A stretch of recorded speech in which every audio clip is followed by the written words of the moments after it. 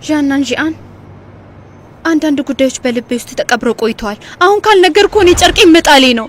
እኔ እወድሃለሁ።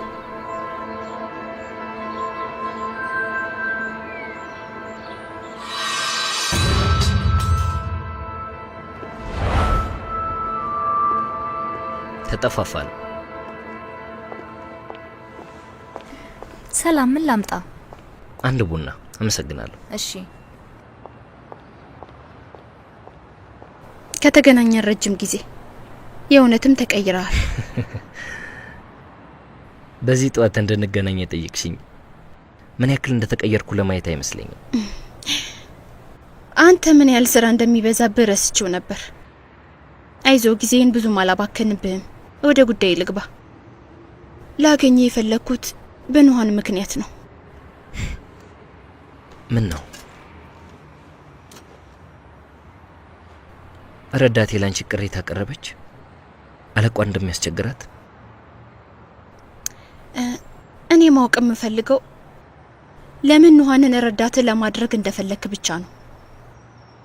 ስለሱ ጉዳይ ይሄን ያለ ማወቅ ከፈለግሽ ለሰው ሀብት ቢሮ ለምን አትደውይም? ይመልሱልሻል። እሺ፣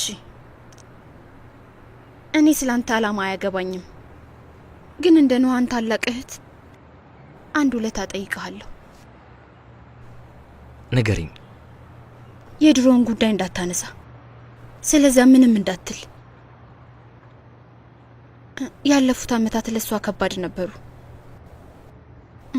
በድጋሚ እንድትጎዳ አልፈልግም። ወይነሩ፣ እያከበድሽው ነው። እሷ በሻለው ኮስሞስ ከሚሰሩ ሰራተኞች አንዷ ብቻ ናት። በተለየ መልኩ ለመንከባከብ አስፈላጊ አይደለችም።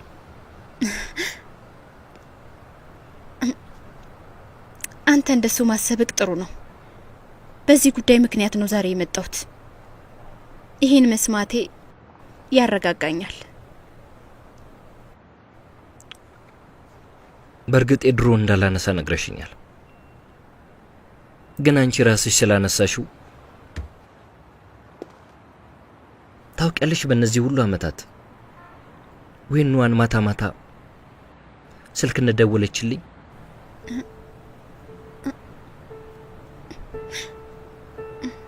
በእንቅልፍ ልቧ ነው። በእንቅልፍ ልቧ ግን ከባድ አይደለም።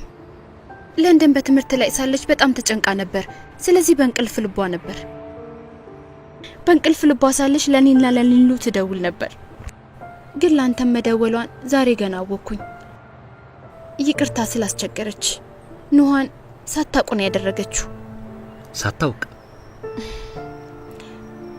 ስለዚህ ጉዳይ ለሷ አልነገርካትም አይደል? እንደኔ ሐሳብ ባትነግራት ይሻላል። የኑሃንን ጸባይ ታቆይልህ። ይሄ ጉዳይ በድርጅቱ በአጠቃላይ ከተሰማ ለሷ ጥሩ አይሆንም።